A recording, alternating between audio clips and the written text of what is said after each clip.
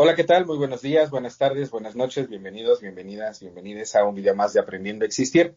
El día de hoy vamos a platicar sobre un tema muy interesante que tiene que ver con la identidad, con la pregunta filosófica que no sabemos cómo responder el día de hoy, que es ¿quién eres? Y también platicaremos un poco sobre el tema de la validación, tanto interna como externa. Y como siempre, nada mejor que platicar con Ana Paola al respecto. Bienvenida, Ana Paola, ¿cómo estás? Hola Carlos, muy bien aquí. Este tema me parece súper interesante. Bueno, me gustan mucho todos los temas que hablamos aquí, pero en este particular creo que sobre todo siempre he estado con esta incógnita de cómo explicar el quién eres, porque lo he escuchado en películas, en series, donde luego les preguntan a las personas quién eres y les responden les responden diciendo cuál es su profesión, les responden con su nombre, les responden hijos de quién son, les responden de diferentes formas, pero siempre les preguntan, no, no te estoy preguntando ni tu profesión, ni tu nombre, ni hijo de quién eres, te estoy preguntando quién eres. Entonces, es bien interesante cómo podríamos respondernos a esta pregunta de quién eres, ¿no? ¿Qué tenemos que decir? Nuestros valores, soy un ser humano, de la familia Homo sapiens, soy una mujer o sea, ¿qué eres? O sea, ¿quién eres? ¿Cómo se respondería a esta pregunta? Muy buena pregunta. La respuesta es no tenemos la certeza de cómo Ajá. responderla porque habitualmente podríamos pensar que a partir de nuestros valores y nuestros principios podríamos definir con mayor claridad quiénes somos. Sin embargo, al final, si yo digo, bueno, soy alguien que respeta la justicia, la honestidad, la reciprocidad, etcétera, al final alguien podría decir, bueno, no te estoy preguntando qué valores defiendes, sino que Ujú. te estoy preguntando quién eres. Es una de esas 50 preguntas filosóficas que al día de hoy honestamente no tenemos una respuesta clara. Sin embargo, es una pregunta bastante interesante porque precisamente lo que genera es el autocuestionamiento y con ello quizá incrementar nuestro autoconocimiento. Hay una frase que me gusta mucho que se le atribuye a Eduardo Galeano, aunque en realidad es de Fernando Barri, un director de cine argentino, que se lo atribuyen a Eduardo Galeano porque justo hicieron la pregunta cuando ellos dos estaban en una conferencia y Fernando Barri contestó. Sin embargo, bueno, la gente se quedó con, es la conferencia donde estaba Eduardo Galeano, entonces la frase es de Galeano, aunque él mismo menciona, no, no es mía, es de Fernando. Y la frase tiene que ver con la utopía, porque alguien preguntó para qué sirve la utopía, y Fernando Barri contestó, la utopía es aquello que seguimos y que caminamos en pos del horizonte y nos damos cuenta de que el horizonte sigue avanzando y nosotros seguimos caminando y nunca lo alcanzamos. Y dice, la utopía es algo parecido al horizonte. ¿Para qué nos sirve? Nos sirve para avanzar. Entonces me parece que la pregunta de quién eres es precisamente algo similar a la utopía. Es aquello que nos permite reflexionar y que nos permite también avanzar y darnos cuenta sobre todo que aquello que nos define en realidad no necesariamente es inherente a nosotros. Es decir, es algo que hemos aprendido a abrazar, a defender, a poner como parte de nuestra identidad y que sin embargo, honestamente, si lo perdemos, no necesariamente dejamos de ser quienes somos. Por ejemplo, yo podría decir, bueno, soy un psicólogo o soy psicoterapeuta y sin embargo, si el día de mañana decido poner un negocio donde vendo tacos, pues no dejo de ser yo, simplemente dejé mi profesión, sin embargo, no necesariamente mi profesión me indica con certeza quién soy. Entonces, soy Ujú. más allá de todo ello que creo que soy. Y probablemente esa es la idea precisamente de la pregunta, darme cuenta de que soy mucho más allá, aunque no tenga la respuesta certera, soy mucho más allá de todo aquello que he creído que soy. Y eso me parece que es maravilloso. Y pensando en el tema de la identidad, también lo que sabemos desde el punto de vista psicoterapéutico o psicológico, porque una cosa es lo filosófico y otra es lo psicológico, eh, también sabemos que mucho de lo que definimos que somos en realidad no lo definimos nosotros, lo definen los demás. Es decir, son los demás los que me han puesto mi propia identidad y de alguna manera también eso me permite cuestionar aquello que los demás me han dicho que soy. Claro. Entonces, es interesante, no tengo la respuesta, no tenemos la respuesta. Filosóficamente es una pregunta de esas que justamente quizá lo que buscan no es tanto llegar a una respuesta, sino tratar de ir descartando posibles respuestas en pos de la misma. Entonces, creo que en otra conversación que tengamos podríamos un poco ir definiendo quizá algunas formas de pensar que tratan de acercarse a una respuesta como tal. Sin embargo, no necesariamente tenemos una respuesta final a dicha pregunta.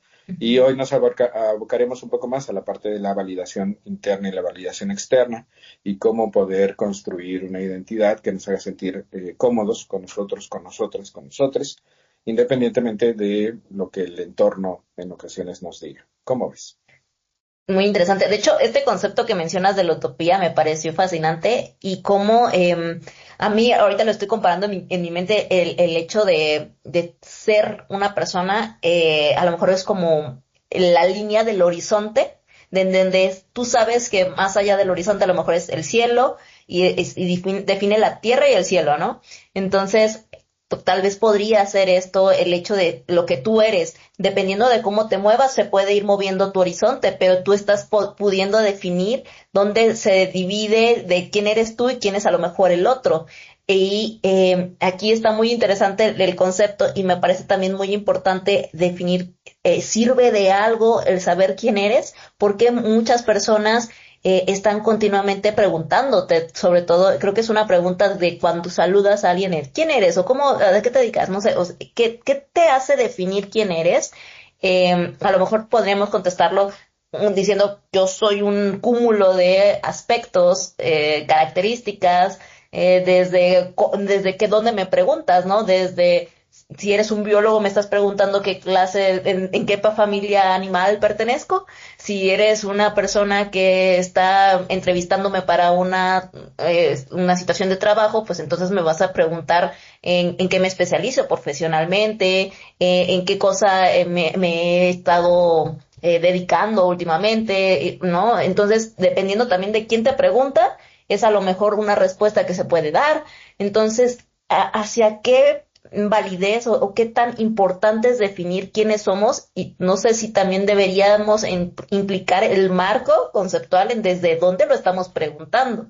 Claro, mientras te escuchaba, me vino a la mente una frase de un filósofo llamado Jean-Paul Sartre, que más o menos decía que somos aquello que decidimos hacer con lo que hicieron de nosotros. Ok. Es decir, partimos de la idea de que en realidad aquello que somos es un cúmulo de lo que otros hicieron o nos dijeron que nosotros teníamos que hacer o ser, ¿no? Pensar, sentir, actuar. Y entonces, para Sartre, la libertad radica en darnos cuenta de todo ello y decidir qué hago con todo ello, ¿no? Entonces creo que más allá de si encuentro una respuesta última que me determine quién soy, creo que gran parte de la pregunta en sí lo que busca es que yo me dé cuenta de lo que no soy, es decir, de todo aquello que he decidido creer que soy y que en realidad si me lo quitan no dejo de ser yo. Entonces, más que quizá buscar una respuesta última, creo que en el camino lo que vamos haciendo es despojarnos de muchas de esas identidades que creemos propias y que creemos que nosotros las elegimos, cuando en realidad son impuestas o autoimpuestas, es decir, yo me Claro. la termino comprando. Por ejemplo, yo me definiría como un hombre que se dedica a brindar psicoterapia. ¿Y qué pasa si de repente ya no puedo dar psicoterapia? Pierdo mi Ujú. identidad, dejo de ser valioso, dejo de ser quien soy, me voy a deprimir porque ya no puedo hacer aquello que yo he decidido hacer, porque además no llevo toda la vida dando psicoterapia, es a partir de cierto momento. Y antes de ese momento yo no era nada, yo no era nadie, ¿no? La Ujú. clásica frase que en México es muy común, que nuestros padres a veces nos dicen de tienes que estudiar para ser alguien en la vida. Ujú. Y entonces si yo no estudio, no soy No soy nadie, nadie. no Ujú. valgo, no cuento, no importo. Entonces, me parece que es muy interesante, sobre todo tú mencionabas, ¿tiene sentido preguntarnos esto? A mí me parece que sí, porque nos lleva a una de las conclusiones de la psicoterapia o de la psicología en general. Eh, Haciendo una diferenciación de la parte filosófica de la parte psicológica, se dice que la filosofía es aquella preparación para la muerte, que la Ok. filosofía nos prepara para la muerte, es decir, nos hace estar conscientes cotidianamente de que en algún momento pereceremos, que vamos a morir, y eso nos permite, si lo hacemos correctamente, disfrutar un poco más de este breve instante llamado vida. La psicología, por el otro lado, se conocería como la preparación para la vida. Entonces la filosofía es la preparación para la muerte, la psicología es la preparación para la vida, en el sentido de que nos invita a que ese día a día que estamos experimentando, tratemos de hacerlo de la forma más sana posible o menos dolorosa posible, ¿no? Y que la interacción que tenemos con el mundo y con los demás pues sea lo más idónea posible. Entonces, es interesante porque la psicología, digamos que lo que busca son respuestas más prácticas, mientras que la filosofía lo que busca es hacernos preguntas, aunque no necesariamente esté en búsqueda de una sola respuesta. Entonces, Sí. es interesante cuando tenemos un poco la perspectiva filosófica y la perspectiva psicológica. Y desde la perspectiva psicológica, lo que sabemos al día de hoy es que todo aquello que decimos que somos, en general, lo hemos aprendido, ¿no? Por ejemplo, yo decir, bueno, soy mexicano, bueno, pues soy mexicano porque me tocó nacer en México. Sin embargo, pues en realidad es más una cuestión aleatoria. O yo hablo español, bueno, pues porque me tocó nacer en un Claro. entorno donde se hablaba eso como lengua materna. Entonces, mucho de lo que definimos como que somos o que creemos que es parte inherente a nuestra identidad, por ejemplo, mucha gente siempre dice, es que yo soy así, y si quieres bien, y si no quieres, pues también, porque yo soy así. Y desde el ámbito psicológico, lo que intentamos enseñarle a la gente es que gran parte de eso que dice que yo soy así, en realidad convendría que lo dijera como yo he aprendido a ser así. Y Claro. cuando cambiamos el soy por aprendí, es maravilloso porque puedo desaprender y puedo cambiar y puedo mejorar, ¿no? O también Ujú. puedo empeorar, ¿no? Entonces, es Claro. interesante desde esta perspectiva porque nosotros tenemos un cerebro que evolucionó como un cerebro social o un cerebro colectivo. Y si bien es cierto que vivimos en un sistema capitalista, consumista, que sobre todo se enfoca en tratar de invitar al individuo a ser independiente, desde el punto de vista psicoterapéutico o psicológico, esto no necesariamente es lo idóneo, porque en realidad, en el fondo, nadie puede ser totalmente independiente. Que yo pueda vivir solo y pagarme mis propios gastos y de alguna manera ser independiente, en realidad yo no cosecho los vegetales que consumo, yo los compro y si alguien no los cosecha, pues yo no los podría comprar. Yo no cazo los pollos con los que me alimento o la carne que Ujú. consumo. Y si alguien no lo hace o no la distribuye o no la produce, pues de alguna manera yo no lo puedo adquirir. Entonces, ser interdependiente es también parte de comprender que no hay forma de alejarnos por completo de la validación externa. Es decir, esta idea que el sistema nos inculca de que no nos debe importar en lo absoluto lo que los demás digan de nosotros, que no lo debemos tomar personal, que no nos debe importar, que se nos debe resbalar, suena bien en un Ujú. sistema capitalista, consumista, individualista. Sin embargo, desde el punto de vista biológico, no es factible porque en realidad la interacción que yo recibo de mi entorno, la interacción que yo recibo de la gente que me rodea, de mi familia, de mi pareja, de mis amigos, de mis compañeros de trabajo, etcétera, sí va a impactar mi forma de sentir, mi forma de pensar y también mi forma de verme a mí mismo. Ujú. Entonces, para poder tener una identidad ajena por completo a la validación externa, la realidad es que no sería del todo factible poder hacerlo. Sí puedo disminuir la influencia que la validación externa puede generar en mí. Sin embargo, erradicarla por completo, que es lo que el sistema capitalista, consumista, individualista en el que vivimos nos invita a hacer, a mí me parece que en realidad es algo que incluso puede ser total y completamente contraproducente porque hay gente que literalmente sí se compra la idea de que puede ser totalmente independiente. Eh, y yo no conozco a nadie que honestamente lo pueda hacer por completo. O que siendo adulto quizá lo pudiera llevar a cabo de alguna manera, no sé si se va a vivir en una población lejana en el Amazonas o en Alaska y produce sus propios alimentos y que hace su propia comida, ok. Y sin embargo, en su infancia tuvo que haber sido cuidada por otra persona para poder sobrevivir.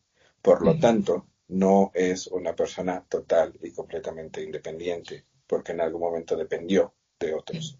Entonces, a mí me parece que lo más sensato es tratar de dejar de no depender en demasía de la validación externa y más bien tratar de identificar cómo podemos hacer para que esa validación externa pues nos afecte un poquito menos cuando no necesariamente viene como a mí me gustaría. ¿Cómo ves? Sí. Me parece interesante. entiendo perfectamente que nosotros nacimos como seres sociales y que toda nuestra evolución ha sido bajo el concepto de comunidad, ¿no? Precisamente por eso yo creo que muchas veces, y ya lo hemos hablado aquí, que los seres humanos estamos tan desesperados, a lo mejor a veces hasta por encajar en ciertas sociedades o en ciertos ámbitos, y que también hoy en día se ha estado visualizando el hecho de que tenemos que ser más individualistas, pensar más en unos mismos, y creo que es el balance, ¿no? Porque no creo que ninguno del otro, los extremos son los malos.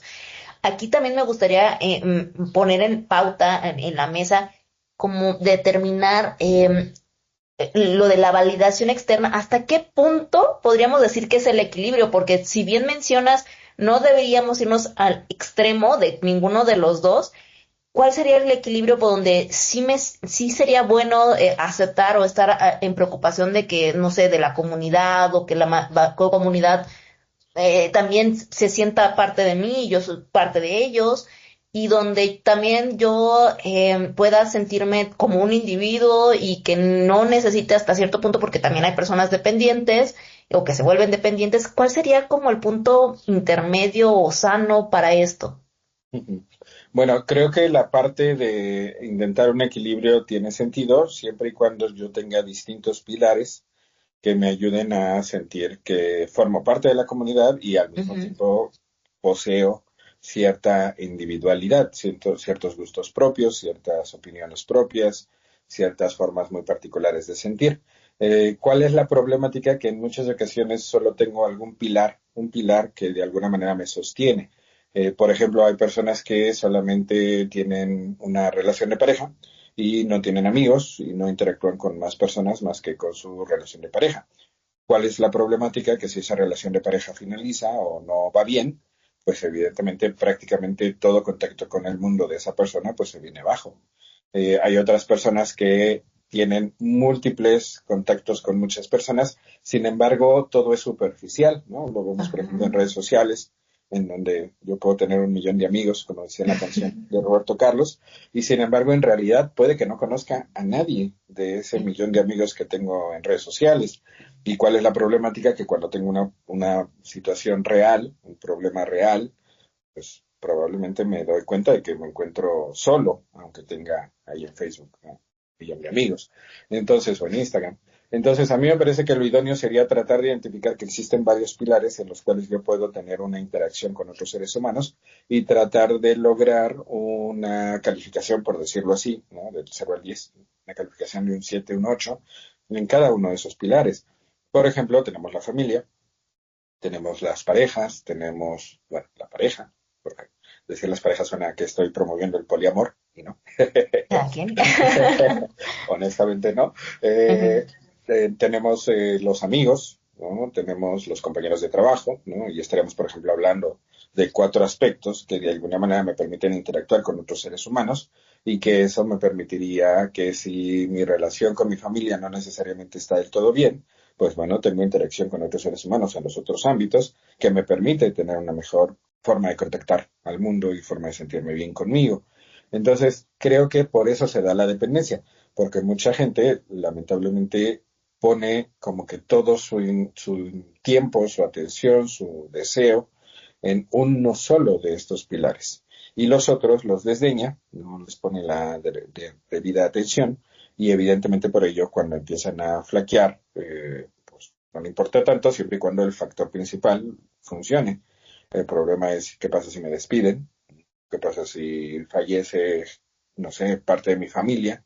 Por ejemplo, con el COVID, esto fue lo que vimos, que había mucha gente que varios miembros de su familia fallecieron prácticamente de manera simultánea y entonces se quedaron total y completamente abandonados porque solo su familia era el pilar que los sostenía. Entonces, ¿cómo lograr un equilibrio? Me parece que de forma práctica la idea sería tener distintos pilares que me permitan interactuar con distintos seres humanos y tratar de que en cada uno de esos pilares mi relación esté equilibrada. Esto nos permite que si en algún momento alguno de esos pilares falla o se viene abajo o se termina, no me venga por completo abajo porque tengo todavía un apoyo social o comunitario en los otros pilares. Ahora, si tengo que privilegiar entre la perspectiva individualista y la comunitaria, yo creo genuinamente que convendría más apoyarnos en lo comunitario, porque habitualmente los cambios que se dan a nivel social en realidad no se logran de manera individual. Es decir, el colectivo siempre tendrá mucho más fuerza que una presencia o un apoyo o una acción meramente individual. Entonces, sí me parece que más que lograr un equilibrio, creo que nos convendría, porque el sistema capitalista en el que vivimos promueve el individualismo y promueve mientras a ti no te afecte, no hay bronca, o sea, tú deja que los demás griten, se peleen, se manifiesten y traten de hacer cambios, mientras a ti no te impacte, no hay problema. A mí me parecería que más bien convendría a lo mejor un 60% enfocarnos a la parte colectiva y a lo mejor un 40% a la parte individual o un 70-30, algo así, porque creo que el 50 y 50 en el fondo generalmente no es tan factible lograrlo y termina siendo más una tendencia individualista. Entonces, creo que justo ya estamos demasiado inmersos en ello y lo que más nos conviene es más bien regresar a lo colectivo, a lo comunitario, porque solo así genuinamente se puede empezar a modificar el sistema, porque este sistema, pues ya lo hemos visto en múltiples programas, es el principal responsable de gran parte de las problemáticas que vivimos cotidianamente, tanto a nivel colectivo como a nivel individual. Sí, me parece muy interesante lo que mencionas y sí, me parece un problema el hecho de no vernos como un colectivo. Al final del día, fuera de decir que vivimos en familia, porque tú puedes elegir a tu familia y tú puedes vivir en una comunidad fuera más allá de las personas que te hacen sentir incómodo o elegir, o sea, es el hecho de que digamos que vivimos en comunidad o que tenemos que vivir con otras personas no significa que tengamos que obligarnos a vivir con personas que nos hacen sentir incómodos. Y esta parte también me gustaría como aclarar porque creo que también muchas veces la propia área de psicología se ha aperturado para que tú digas que si a lo mejor tu familia no funciona o tu árbol familiar también se poda, ¿no? Y creo que esto es importante y creo que es válido y creo que se tiene que seguir haciendo, pero el hecho no es aislarte y no es quedarte solo y decir que no tienes familia, porque también puedes elegir a otro tipo de personas que sean tu comunidad y que este tipo de personas, porque sí funciona, sí necesitas, de hecho hay muchos análisis, muchos estudios donde dicen que entre más personas convivas, que tengas sí una familia, aunque no sea de sangre, tienes más apoyo y avanzas más, tienes más recursos, tienes más materias de cómo salir adelante, hasta económicamente. Aquí funciona en buscar y encontrar una comunidad que te haga sentir bien, que te haga sentir validado y que te haga sentir que vas progresando en el área en el que te guste, en el área que te haga sentir cómodo, pero sí vivir en comunidad. Aquí también me gustaría meter un poquito más de preguntas con respecto en qué momento podríamos considerar que yo me siento aceptado con lo que soy o que a lo mejor la gente o la sociedad también creó en mí algo que no sé que es mío. A lo mejor yo estoy consciente de que quiero ser alguien, pero no soy esa persona porque en realidad a lo mejor ni siquiera me gusta la persona que ellos dicen que yo debería ser. Lo relaciono por el hecho de que posiblemente una mala familia, una familia que te quiere imponer algo, te dice, es que tienes que ser, no sé, abogado, porque toda la familia fue de abogados y tú eres ahora el creativo y quiero pintar o quiero, no sé, ser actor y por eso muchas veces lo cortan o cortas los lazos familiares y ahora a veces hasta no sabes si eres o muchas personas por el contrario, ¿no? Si se quedaron con tema de a la abogacía o continuaron y en qué punto tú podrías determinar si lo que tú eres sí es lo que te dijeron que, o sea, sí es lo que tú quieres ser o es lo que te dijeron que eras.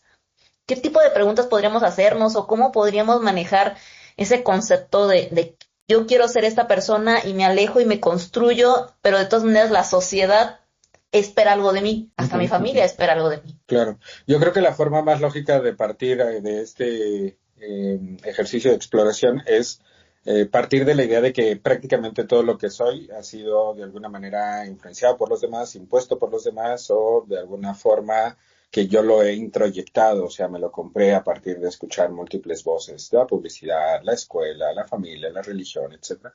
y partir más de la idea contraria de no soy yo quien he determinado todo esto que soy, sino más bien es todo esto que soy, prácticamente es un cúmulo de algo impuesto o autoimpuesto de alguna forma, introyectado, y a partir de ello tratar de dilucidar qué es todo esto que vengo cargando y profundizar en por qué esa parte me agrada o no me agrada. Algo que hacemos, por ejemplo, en psicoterapia, es que yo les pido que hagan una presentación de quiénes son, ¿no? Y entonces empiezan a hacer una presentación, no sé, de una cuartilla, ¿no? Me dicen, no, pues me dedico a tal, soy psicólogo, tengo 43 años, tengo una perrita, tengo novia, etcétera, etcétera, etcétera. Y empiezan a describir y ya que terminan con esa presentación, que es como la presentación más cotidiana, más habitual, les pido que hagan una segunda parte, profundizando en algunas de esas partes o agregando temas que no aparecen en esa primera presentación. Y una vez que hacen esa segunda presentación, les pido que hagan una tercera parte en donde profundicen, ya sea en algo que escribieron en la primera o en la segunda, o agreguen cosas que no habían aparecido en la primera o en la segunda presentación. Y lo interesante es que a partir de esa tercera presentación, la gente empieza a hablar sobre temas mucho más profundos que a mí en lo particular me parecen mucho más inherentes a la persona y no tanto como lo que teóricamente o socialmente debo presumir, ¿no? Por ejemplo, en esa tercera presentación ya mucha gente empieza a hablar de los valores o los principios que defiende, de cosas que le dan miedo, de cosas que le ponen triste, de cosas que le enojan. Y a mí me parece que eso ya toca más con la esencia, por decirlo así, o aquello más individual que la persona, independientemente de aquello que le han impuesto o que ha introyectado, sí defiende porque lo considera valioso. Entonces, ese ejercicio, por ejemplo, es algo que podríamos hacer, ¿no? Yo me pongo, no sé, un cronómetro, unos 10 minutos, me pongo a escribir. Esa es mi primera respuesta, que es como la más superficial, la más social. Luego puedo poner otros 10 minutos y agregar otra cosa. Y en la tercera, muy probablemente, ya empezará a salir un poco más como esa parte más profunda y personal. Es lo que en psicoterapia habitualmente acontece. Y obviamente en esa tercera parte es sobre todo la que empezamos a platicar, ¿no? Porque como que la primera y la segunda son más como para presumir, ¿no? Para de alguna manera decir, estas son las medallitas que llevo cargando. Y en la tercera parte, a veces hay gente que no requiere la tercera parte porque desde la primera lo puede llegar a hacer. Y hay gente que requiere, no sé, 10 partes porque hasta en la décima se anima a empezar a hablar sobre sus miedos, sus tristezas y sus enojos. Sin embargo, creo que por ahí podríamos empezar, ¿no? Con un ejercicio sencillo que todos podemos hacer en casa. Si les da un poco de flojera escribir, bueno, lo que pueden hacer es una grabación, ¿no? Que yo generalmente sugiero más la escritura, porque se puede analizar mucho mejor cuando uno escribe que cuando uno simplemente escucha. Un ejercicio que también podemos hacer para ya tratar de ir fortaleciendo la identidad personal, entendiendo que nunca nos vamos a poder aislar por completo de la identidad externa o de la opinión externa o de lo que los demás piensan de mí y que siempre voy a buscar cierto reconocimiento y validación en ese sentido. Otro ejercicio que podríamos hacer es justamente identificar esos roles, otros roles en los cuales yo tengo interacción con otros seres humanos, ¿no? Por ejemplo, la familia, que bien lo mencionaste, ¿no? Yo puedo tener una familia de origen, que es como la que en la lotería de la vida me tocó, y puedo construir mi propia familia. De hecho, como lo mencionabas, sí hay modelos terapéuticos en donde incluso se está buscando mucho más que la gente construya su propia familia y que más que tener una familia tenga dos, ¿no? La familia de origen y la familia que elige, que algunos miembros de la familia de origen pueden formar también parte de la familia que uno elige, porque a lo mejor me llevo muy bien con mi hermano, con mi hermana, con mi mamá y nada más, y los demás no dejan de ser familia, solo que son familia de origen, y esta es mi otra familia, mi familia nuclear, la familia que yo elijo. Entonces, sí hay modelos que invitan a ello, sin embargo, son modelos un poco más modernos, porque los modelos tradicionales de psicoterapia en general lo que invitan es a que uno haga las paces con su familia de origen y que uno perdone lo que pues a veces no es factible perdonar y que uno suelte todo ese enojo, tristeza y miedo que viene cargando. Y a mí me parece que en realidad es un poco como tratar de, no sé, reconciliarte con gente que te ha hecho daño, y en muchas ocasiones estos modelos antiguos de psicoterapia lo que buscan es un poco que la gente se termine adaptando a entornos que no son sanos. ¿no? Ujú. Gran parte de la crítica que se hace sobre la psicoterapia en general es que es una herramienta del sistema capitalista, consumista, individualista, que propugna o invita a que la gente se adapte a entornos cada vez peores, que te adaptes a tu trabajo mal pagado y que no te quejes, que te adaptes a tu pareja que te maltrata y que no te quejes. Entonces, sí me parece que es una crítica bastante dura, aunque al mismo tiempo bastante real, porque sí hay modelos en donde sutilmente la invitación es a que te adaptes en lugar de que te muevas de lugar. Afortunadamente hay nuevos modelos terapéuticos, por ejemplo el de las prácticas narrativas, en donde evidentemente esto no se busca. Al contrario, lo que se busca es darnos cuenta pues, de que no tenemos por qué quedarnos en ese mismo lugar, ni en esa misma pareja, ni en ese mismo trabajo, ni en esa misma familia. Lamentablemente, al día de hoy todavía no es la mayoría de los modelos de psicoterapia. Entonces, todo modelo de psicoterapia que en general nos invite a creer que el problema soy yo y que entonces soy yo quien se debe adaptar y soy yo quien debe de cambiar y soy yo sin tomar para nada en cuenta lo social, lo colectivo, lo político, el entorno geopolítico que estamos viviendo, a mí me parece que en el fondo es un modelo que está siendo herramienta del sistema capitalista individualista. Entonces, Sí, para que si de repente van a psicoterapia y dicen, es que no sé si esto es lo que me conviene, traten de ver qué tanto se habla en ese modelo de política, qué tanto se habla del sistema, qué tanto se habla del capitalismo, qué tanto se cuestiona este sistema capitalista individualista consumista. Y si no aparece en ninguna sesión nada de eso, quizá están en un modelo que invita a creer que la problemática es el individuo. Y en general, yo soy partidario de creer que no, que el problema nunca es el individuo, el problema es el sistema que genera individuos que siempre estén inconformes consigo mismos. ¿Por qué? Porque un individuo que se siente mal consigo mismo siempre es un consumidor mejor. ¿No? así es. Consume más drogas, consume lícitas o ilícitas, consume más alcohol, consume más experiencias para desafanarse de un trabajo que no le gusta. Entonces, bueno, recapitulando, me parece que un ejercicio que podemos hacer es este de nuestra propia presentación. Otro es hacer un listado de cuáles son aquellos roles que yo tengo en donde tengo interacción con otros seres humanos y tratar de calificarlo, ¿no? Por ejemplo, yo, en mi familia de origen, del 0 al 10, ¿qué le pondría a cómo me siento con mi familia de origen? No, pues un 5. Ok, pongo un 5. En mi trabajo, ¿cómo me siento en la interacción que tengo con mis compañeros? Probablemente incluso puedo tener amigos en el trabajo. No sé si les ha tocado escuchar la frase de gente que dice, yo vengo a trabajar, yo no vengo a ser amigos.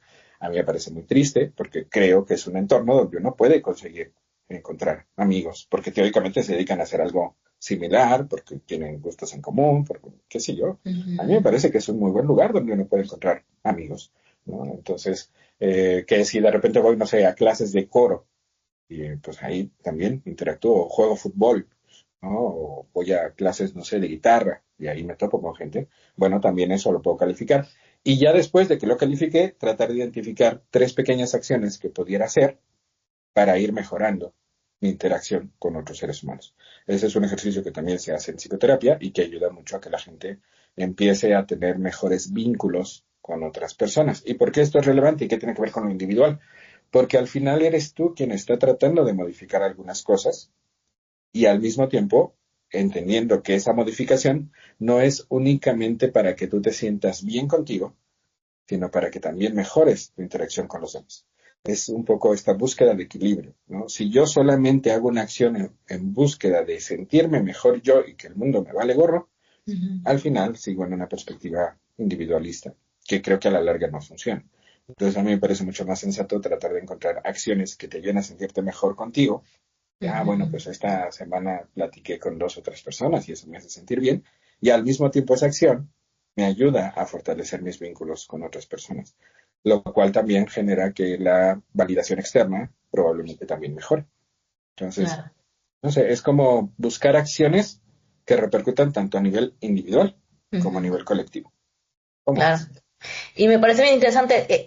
También algo para mí que ayuda a conocerte mejor es ir a psicoterapia.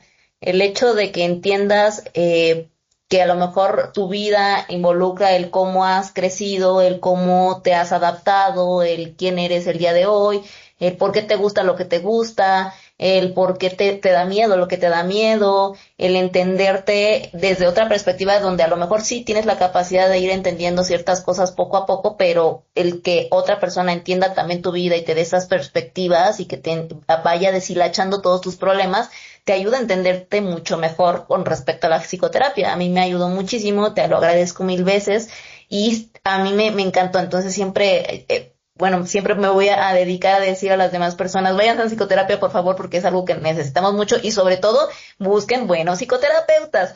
Pero sí, a mí me gustó mucho, me entendí mucho, me encanta entenderme, me gusta buscar este tipo de información porque el ayudarte a saber quién eres también después ayuda a tomar mejores decisiones que vayan problemas en la vida y también determina de que, si yo ya sé quién soy, entonces determinando mi meta, las necesidades que yo tengo, voy a tomar estas decisiones porque esto me beneficiaría o al menos me dañaría menos con respecto a las cosas que vayan saliendo, no sé, hasta para simplemente la elección de pareja, creo que necesitas saber, conocerte muy bien y saber qué son las cosas que quieres, que no quieres, por qué no quieres o por qué sí las necesitas y ya conforme a eso, pues tal vez elegir una pareja, ¿no? Y eso como con recomendación personal.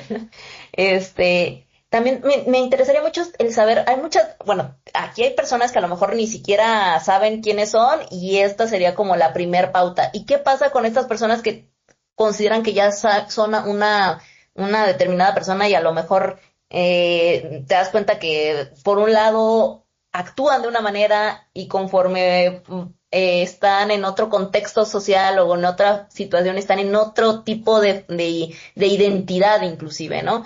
Ahí este tipo de personas tienen un problema, son bipolares, ¿qué pasa con estas personas?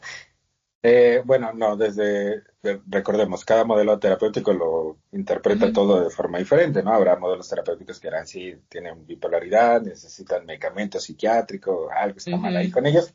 A mí me parece que en realidad los seres humanos, parte de lo que nos define es el ser constantemente cambiantes y el no siempre tener certeza de qué es lo que queremos. Y ujú, creo que eso se termina traduciendo en que en ocasiones yo puedo decir, hoy quiero A y mañana quiero B, o mañana termino queriendo C.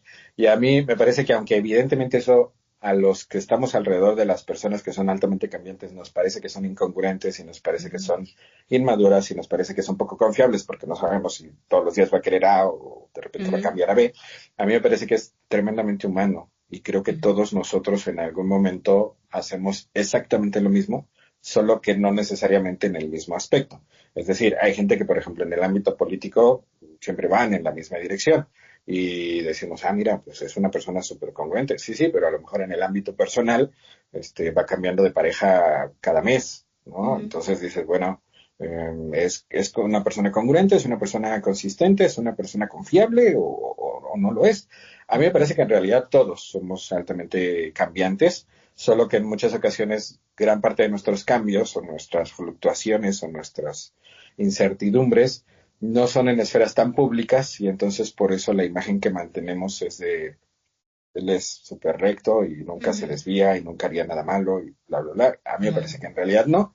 Creo que de lo que estaríamos hablando es de seres humanos normales como tú y como yo, que en cierto momento cambian de opinión.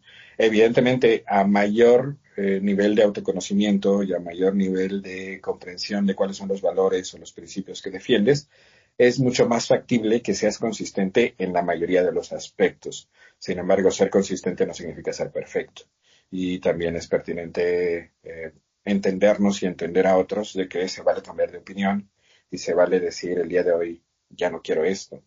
Por ejemplo, en temas de pareja, ¿no? Yo puedo amar mucho a una persona y de repente acontece algo y digo ya no más. Y no necesariamente es que cambie drásticamente de opinión, simple y llanamente ocurre algo que hace que ya no sea compatible mi presencia con la de la otra persona. Entonces, creo que es ser flexibles en el sentido de entender que todos los seres humanos somos cambiantes, incluyéndonos a nosotros, nos permite manejar de mejor manera estos cambios que de repente percibimos en los demás, que también son cambios que nosotros tenemos, solo que a veces en otras áreas y por eso parece que que nosotros no somos así, ¿no? Y creo genuinamente que gran parte de las problemáticas que al día de hoy se pueden ver como problemáticas psiquiátricas tienen un origen social, a veces socioeconómico, ¿no?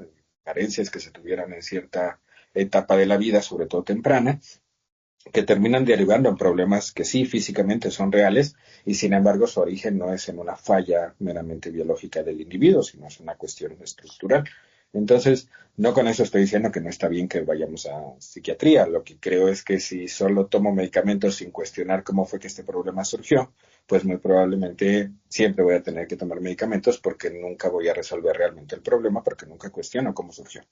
Claro. Entonces, me parece que sí necesitamos modelos de psicoterapia que sean mucho más modernos, mucho más conscientes del entorno político, económico y social que estamos viviendo, que estén acordes con los cambios, por ejemplo, del feminismo, que estén acordes con las nuevas masculinidades, que de alguna manera realmente vayan a la par de los movimientos sociales que vienen aconteciendo en el mundo. Y por ello necesitamos psicoterapeutas que asuman una postura política, es decir, que no se abstraigan y que digan a mí, no me importa lo que ocurre en el mundo, yo solo leo mi libro, que se convierten a veces algunos libros como en libros sagrados, ¿no? Sí. Yo solo sigo mi libro y sigo la receta que mi libro me dijo y eso no es muy diferente a un cristiano religioso musulmán que dice, pues yo leo mi libro y sigo las reglas que mi libro me dice. Entonces a mí me parece que sí es necesario que tengamos los psicoterapeutas mucha actualización, que tratemos en la medida de lo posible de estar al margen, a la par de los cambios que van ocurriendo socialmente y que no nos quedemos al margen de ellos y que llevemos todos estos temas también a la parte de la psicoterapia. Entonces creo que sí se necesita elegir con cuidado y creo que lamentablemente la mayoría de los que necesitamos psicoterapia somos los hombres y la mayoría de los hombres no vamos a psicoterapia.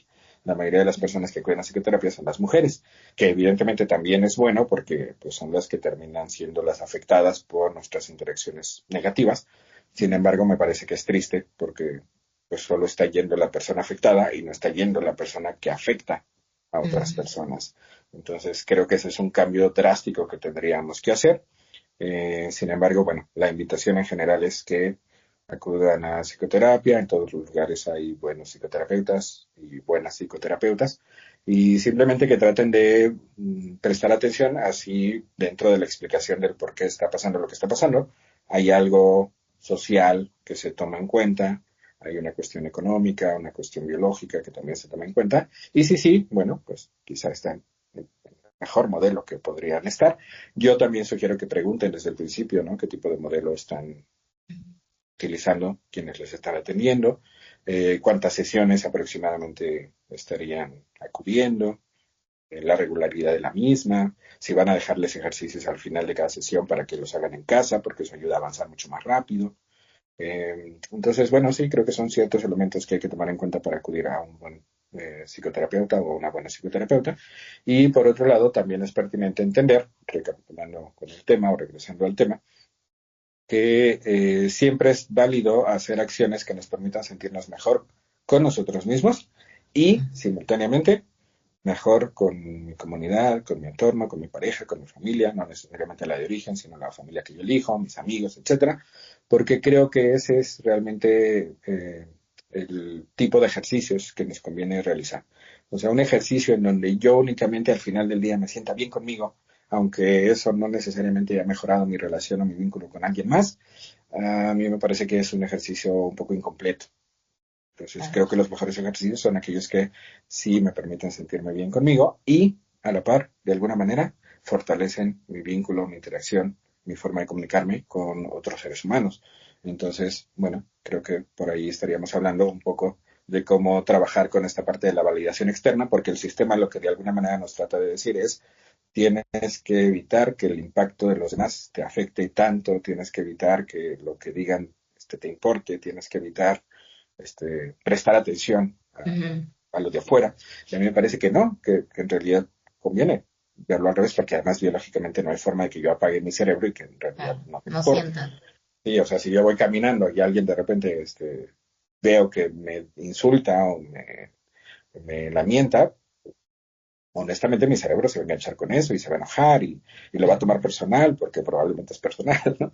Entonces, creo que hay mucho autoengaño en ocasiones en el ámbito de la psicoterapia y a mí me parece que lo más sensato es entender cómo funciona el cerebro sano y entender que pues, el cerebro no se puede dejar de tomar las cosas de forma personal, no puede dejar de escuchar lo que los demás opinan, sienten, piensan de mí y lo que sí puedo es tratar de encontrar un equilibrio y tratar de que la opinión que yo tengo de mí también sea una buena opinión para que de alguna manera se contrarresten las opiniones negativas que pudieran venir de afuera. Entonces, creo que por ahí puede ser mucho más sensato este tema de la validación externa. ¿Cómo ves? Claro, me parece muy importante lo que mencionas, y siempre tener como este equilibrio y trabajar mucho nosotros para también tener una buena perspectiva de nosotros mismos. Al final del día, yo creo que si bien no sabemos hasta qué punto nos construimos con las decisiones de la sociedad, con el contexto en el que vivimos, con la familia que nos tocó, con la forma en la que pudimos o no pudimos trabajar y la experiencia que tuvimos, el que nosotros ya bajo este contexto y bajo la arena que nos tocó pisar, determinar qué sí nos gusta, qué no nos gusta, qué podríamos hacer para nosotros sentirnos bien con nosotros mismos y que al final del día esto nos ayude a poder tomar mejores decisiones, apapacharnos más, sentirnos orgullosos y que no tengamos que estar siempre esperando lo que los demás dicen de nosotros para sentirnos bien. Entonces creo que en la construcción de nuestro propio ser, en entendernos, en también ser compasivos con nosotros mismos, el también poder entender cómo funcionó, por qué hacemos lo que hacemos y entender que también bajo esto de que a pesar de que sabemos por qué lo hacemos, podemos cambiarlo y podemos mejorarnos y podemos apapacharnos a nosotros mismos y en algún momento encontraremos también a las personas que nos apapachen y que nos hagan sentir bien simplemente porque también coinciden con las cosas que nosotros nos gustan y que todos podemos estar contentos y en una comunidad muy, muy bonita. Entonces, pues muchas gracias, Carlos, me encantó este programa. También los invito a compartir este video y compartir este canal, que se lo envíen a las demás personas que quieran comunicarles algo con este tipo de información. Y pues bueno, recuerden que a psicoterapia no va la gente loca, sino la que quiera aprender a existir. Muchas gracias, les mando un besote, un abrazote, cuídense mucho.